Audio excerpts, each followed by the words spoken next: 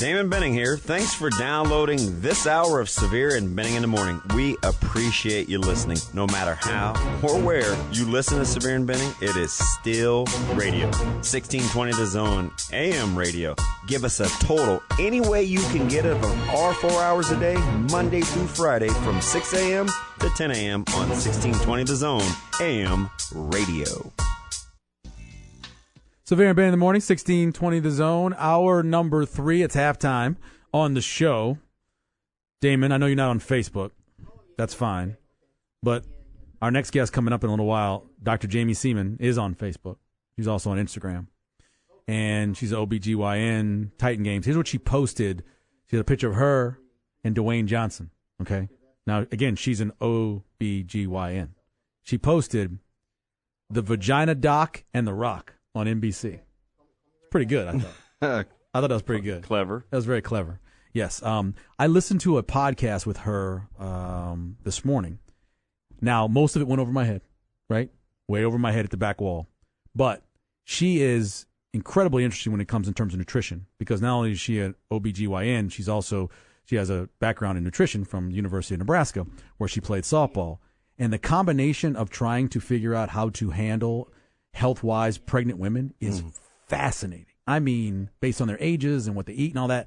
And I listened to it again. Like I said, most of it went over my head, but it was a pretty good podcast. They use a lot of words and things that I didn't know what they were talking about. But she talks a lot about keto and, you know, like you like a carnivorous diet. She likes to eat a lot of meat. And so I thought that you would like that as well. But, yeah, she's been on the Titan Games, former softball player, the University of Nebraska, Dr.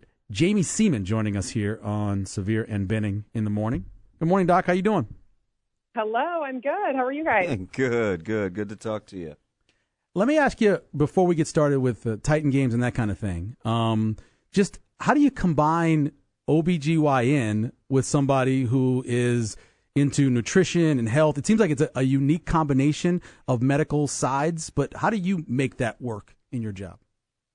Yeah, it is kind of unique. So when I played softball for the University of Nebraska, I had goals to go to medical school, but I kind of thought, well, what happens if I don't get in? You know, it's a pretty competitive world in medicine. So I got my degree in nutrition and exercise science. So, you know, I've always been super interested in nutrition and being an athlete and how you fuel your body, which is different than a lot of my colleagues. You know, they have biology and biochemistry degrees, but I thought, what the heck am I going to do with that if I don't go to medical school? So, you know, I went to medical school and I really thought I was kind of hanging up my athlete hat, honestly, you know, putting on my white coat. It was going to be a doctor and it was going to be, you know, just a change of pace in my world. And it truly was physically, you know, being out of the gym. And then I had 3 pregnancies and I had kind of a bad tragedy that happened in my life in 2015. And I found out that I had prediabetes and hypothyroidism, and that was kind of a big slap in the face, you know, as a medical provider to be, you know, like not walking the walk and talking the talk. So I got back to my roots, back to nutrition. I started eating well. I started working out again. I've actually only been back in the gym for 2 years training with weights, even though I was a former lifter of the year at Nebraska. So to be, you know, like on Titan Games was kind of the ultimate dream. But really, I started this whole journey on like a super personal level to just be accountable to my patients as a medical provider. All right, so we hear these stats all the time, and as the former athlete, this is fascinating because this is kind of what I had to learn at Nebraska as well, and it's people use the reference of gasoline and cars and what should go, and what have you discovered? If you want to look a certain way, how much of it is what you take in versus actually being in the gym or how you get your workouts in your opinion? So here's how I tell people. I say fat is lost in the kitchen and muscles gained in the gym. So, you know, if you want to lose body fat and you want to look good, you can do that with manipulation of diet. You know, people that are in the bodybuilding world, like they're not doing that for strength. They're doing it for aesthetics, you know. Right. If you want to be strong and fast, then you may fuel your body in a different way. And for me, you know, finding out I had prediabetes, and I come from a long family history of diabetes, but you never would have known it. We're all athletes. We all look healthy from the outside. But I'm actually super low carb. I eat actually mostly a carnivore diet, like a ton of meat. And I when people say, how do you look that way? How do you do it? And I say, meat and weights. You get your diet right and you lift heavy things and trust me, you'll look strong. Dr. Jaime Seeman joining us, a former athlete at Nebraska. She said OBGYN now. And on the Titan Games right now, how did that process work? How did you end up on it? Is it a tryout? Is it interviews? How did you end up on the Titan Games?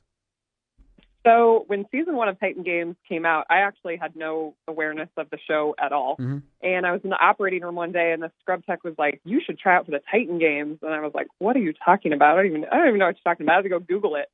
And I look it up, and I'm like, "Okay, this looks super badass, like The Rock." And this reminds me of American Gladiators when I was a little girl.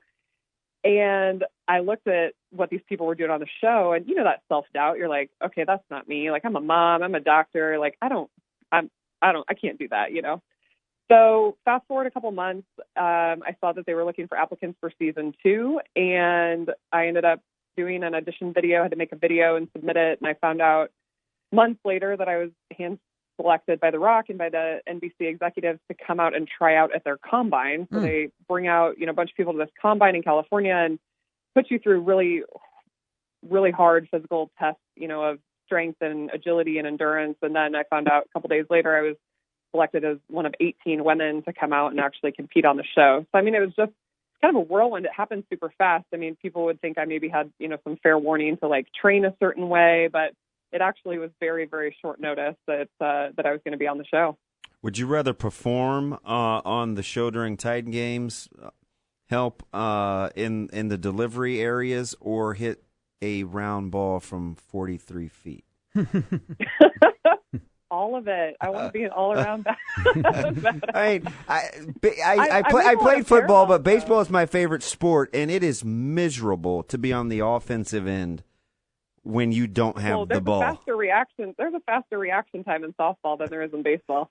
Oh, I agree. No, we've tried to hit it before. Listen, I've looked very, very poor trying to hit fast pitch softballs. Trust me. Yeah, no doubt. Let me ask you, you do so obviously you have the practice, you're working out, you got 3 kids, you're doing all those things. How do you make the time? Obviously you start the day early, but how do you make the time to get all the stuff you want to get in? And then at the same time, you guys tape these shows. Yeah. Well, first you just don't make excuses. I think discipline is doing things that you don't want to do. So my alarm clock goes off every day at 4:30, but that's because if my workout doesn't get done at 5 a.m., it might not happen. I have 3 kids. Somebody could go into labor. My husband works nights and weekends as a police officer for the Lincoln Police Force. So, you prioritize the things in your day early in the day. And my kind of motto is pay yourself first. So 5 a.m. is when I get my hour in the gym to work hard. Does it get disrupted sometimes by maybe a woman in labor? It does sometimes. You just figure it out. But I've just taken a completely different mentality the last couple of years that I got to take care of myself. I can't be filling other people's cups if my pitcher's empty. Interesting. I kind of like that. I should put that on a T-shirt. Yeah.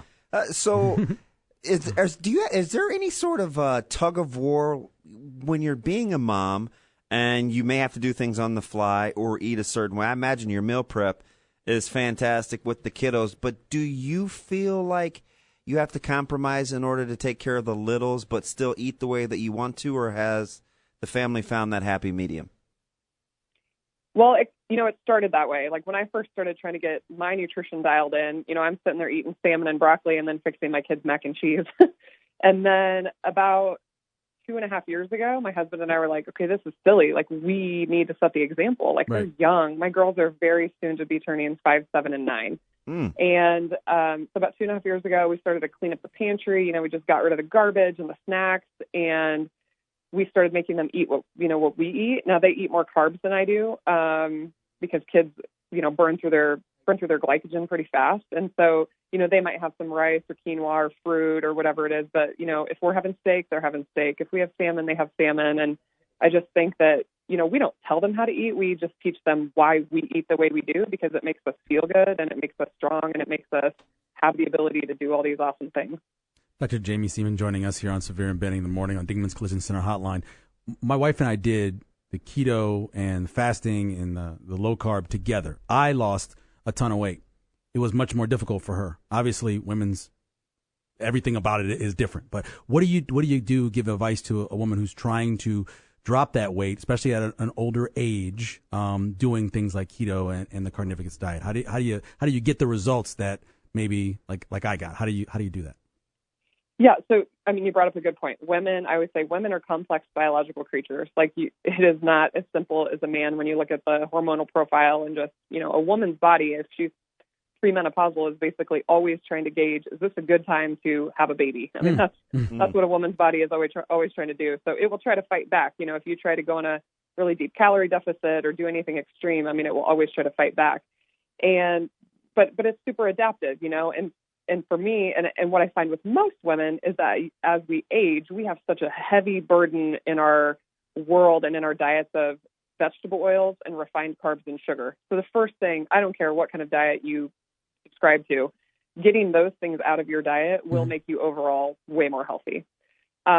If you have insulin resistance, I mean, get your levels checked. Which 88% of America has abnormal metabolic markers, 88%. So for me as a healthcare provider, it's like shooting fish in a barrel. Most people would really benefit from eating a lot less carbs and only using carbs for performance. I say you have to earn your carbs. If you're going to be a CrossFitter or a high-level athlete or something like that, you might need more carbs, or guys might need more carbs than women. But you got to get your numbers checked and just know. But you can lose weight. I mean, you can lose weight on a Big Mac diet. If you create a calorie deficit, you can lose weight. But for me, the reason that I find that a low-carb diet actually has quite a bit of metabolic advantage is when you look inside the body at the way that burning ketones as a fuel source is a very clean burning energy source, and lots of benefits to your brain, anti-cancer benefits. I mean, there's so many other benefits other than trying to look good and have a low body fat. Interesting. How about the part where Michael was joking about it yesterday after we were watching the show, just the representation from the university and being state proud? That had to. Did they make jokes is there something in the water at Nebraska, or what was the reference being with a couple of other alums?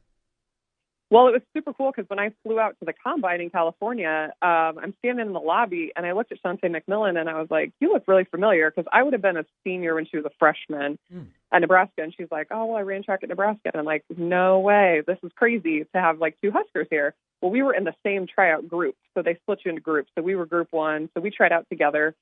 And then we were both selected for the show. And then, of course, we're both in Central Region because she's from Missouri and I'm from Nebraska. And then we didn't know who the Celebrity Titans were.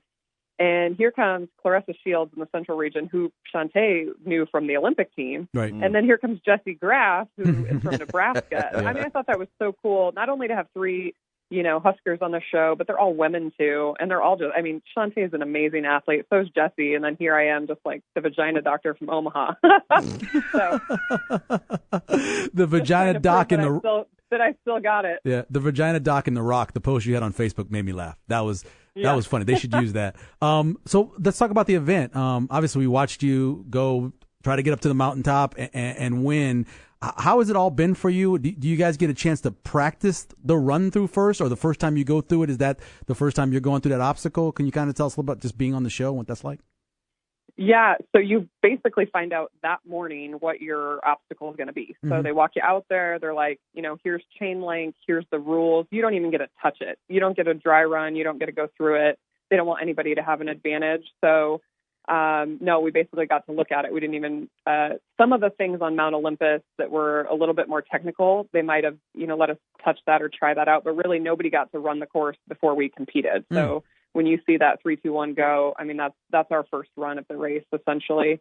And then everybody, of course, does different obstacles. So, you could be fast, you could be strong. There's certain obstacles that are more of a race and certain obstacles that are more of a tug of war. So, it kind of depends. It's luck of the draw, what could or could not be your advantage or disadvantage. That's interesting because we were trying to figure it out where we were watching guys and comparing guys like Joe Thomas, who lost a significant amount of weight, or when we're watching you guys compete and where length was an advantage or where burst was an advantage or where you wanted to be strong. Obviously, you want to be quick, fast, and strong, but did you find that there are some distinct advantages to body type or body composition?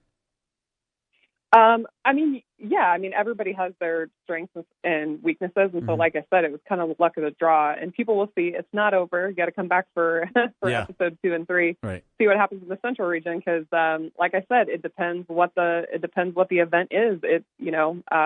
It might be better to be big, and stocky, or short and lanky, or long and lanky, or whatever it is. But people are going to see on these next couple episodes that it evens out. But yes, the person that's fastest, strongest, the best all around athlete is gonna come out of the top.